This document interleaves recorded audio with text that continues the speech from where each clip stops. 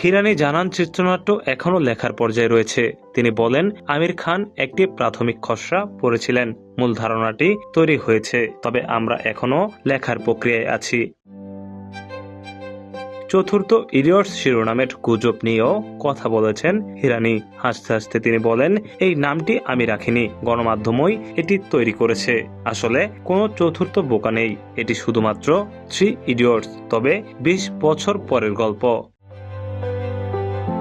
এর আগে আমির খান জানিয়েছিলেন, হিরানি তার কাছে গল্পের একটি ধারণা নিয়ে এসেছিলেন এবং সবাই প্রিয় চরিত্রগুলোকে পর্দায় ফিরিয়ে আনতে উৎসাহী। তবে আমির স্পষ্ট করেছেন, তাড়াহুড়া করে ছবিটি বানানোর কোনো পরিকল্পনা নেই।